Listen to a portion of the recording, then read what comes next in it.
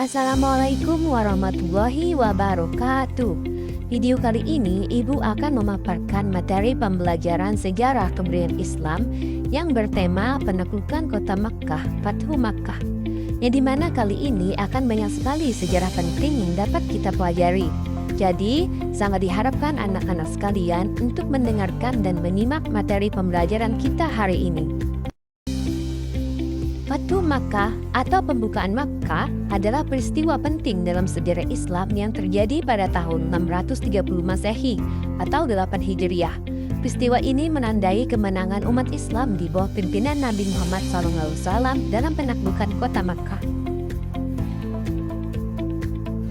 Adapun berikut ini, Ibu akan membahas pertama, sebab-sebab terjadinya Fathu Makkah, kedua, faktor-faktor keberhasilan Fathu Makkah, dan ketiga, Haji Wada. Sebab-sebab terjadinya Fathu Makkah. Tidak lama setelah perjanjian Hudaybiyah, suku Bani Bakar menyatakan diri kesetiaannya kepada kafir Quraisy dan suku Khuza'ah menyatakan diri bergabung dengan kaum muslimin di Madinah. 2 tahun setelah itu, suku Bani Bakar dibantu kafir Quraisy melakukan serangan dan pembantaian kepada suku Khuza'ah. Peristiwa ini jelas menodai perjanjian yang telah disepakati bersama. Untuk itu, sekitar 40 orang perwakilan suku Khuza'ah mengadukan peristiwa tersebut kepada Rasulullah SAW dan meminta bantuan pasukan untuk menyerang Bani Bakar. Selang beberapa waktu, Rasulullah SAW mengirimkan utusan kepada kaum kafir Quraisy dengan membawa misi perdamaian dan mengajukan beberapa usulan sebagai berikut. Pertama, orang Quraisy harus menghentikan persekutuan dengan Bani Bakar, atau kedua, orang Quraisy harus mengganti kerugian atas jatuhnya korban dari suku Khuza'ah. Dan ketiga, orang Quraisy harus menyatakan pembatalan terhadap perjanjian Hudaybiyah. Dari ketiga usulan tersebut, kafir Quraisy memiliki alternatif ketiga, yaitu menyetujui pembatalan perjanjian Hudaybiyah. Dalam waktu yang singkat, Rasulullah SAW berhasil mengumpulkan 10.000 pasukan yang siap bergerak menuju Makkah. Rasulullah SAW merahasiakan semua rencana tersebut, tetapi berhasil diketahui oleh kaum kafir Quraisy di Makkah. Berita itu tersebar ketika salah seorang muhajirin bernama Hatib bin Abi Balta'ah mengirimkan kabar kepada keluarganya yang berada di Makkah melalui surat yang dibawa oleh seorang budak bernama Sarah. Hatib adalah seorang yang sangat setia kepada Rasulullah SAW. Akan tetapi nalurinya berbicara dan merasa kasihan terhadap sanak saudaranya di Mekah. Tujuan Rasulullah SAW mengumpulkan pasukan bukanlah untuk memerangi kafir Quraisy, tetapi untuk menakut-nakuti mereka, memberikan peringatan dan penjelasan kepada kafir Quraisy bahwa kini Islam telah mengalami perkembangan yang sangat pesat. Dengan kekuatan pasukan yang sangat besar, kedatangan kaum muslimin ke Mekah membawa misi Islam yang sebenarnya. Rasulullah SAW membagi pasukannya menjadi 4 bagian, utara, selatan, barat, dan timur, sehingga kota Makkah terkepung dari 4 penjuru.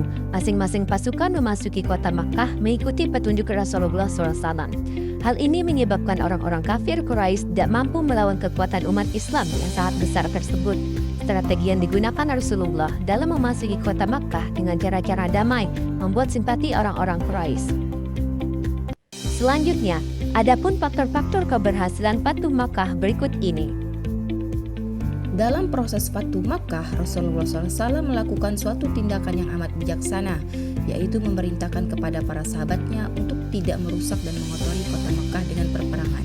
Kedatangan Rasulullah SAW dan kaum muslimin digunakan sebagai strategi perang urat syarab dan hanya untuk memberi peringatan kepada kafir Quraisy bahwa umat Islam kini telah bangkit dan menjadi masyarakat maju yang siap menghancurkan tradisi jahiliyah mereka. Dalam kesempatan ini, Abu Sufyan mendatangi perkemahan Rasulullah SAW dan menyatakan diri masuk Islam. Seorang sahabatnya, Al-Abbas, berbisik kepada Rasulullah SAW bahwa Abu Sufyan adalah seorang yang senang berbangga dan dipuji. Maka Rasulullah SAW ingin menggunakan pengaruh Abu Sufyan guna menghentikan upaya sementara kaum musyrik Makkah melawan Rasulullah SAW demi menghindari pertumpahan darah.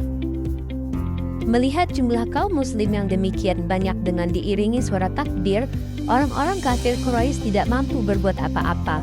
Dalam hatinya timbul ketakutan. jika kaum muslimin akan membalas dendam kepada penduduk Mekah karena telah diusir dari tanah kelahirannya.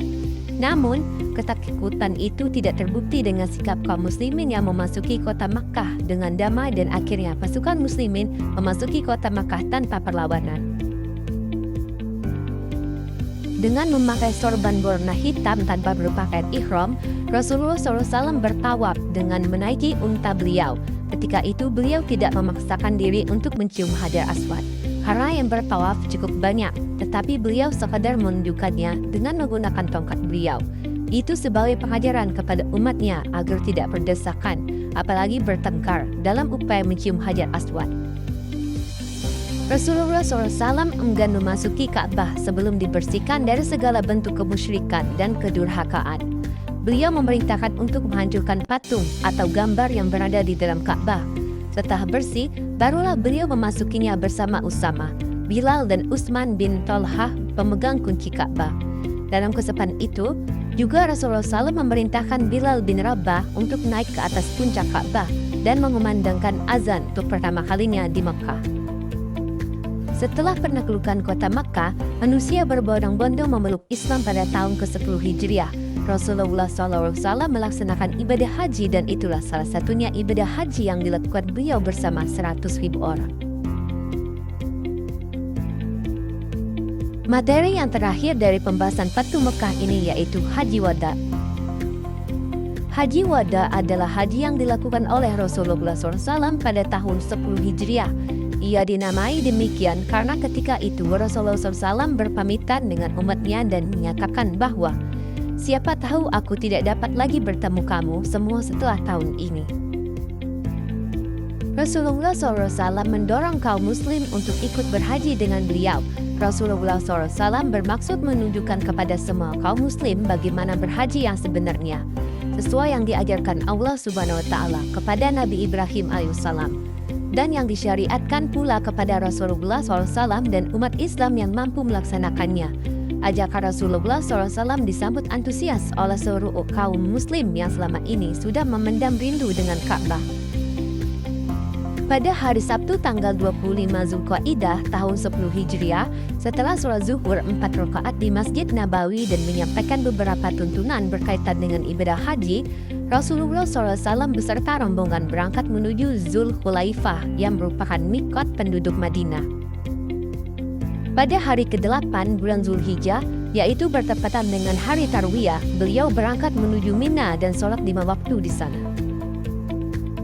Haji Rasulullah SAW ini selain dikenal dengan nama Haji Wada, dinamai juga beberapa nama lainnya, antara lain Hajat al-Islam, Hajat al-Balagh atau Haji Penyampaian, dan terakhir Hajat at-Tamam, Haji Kesempurnaan.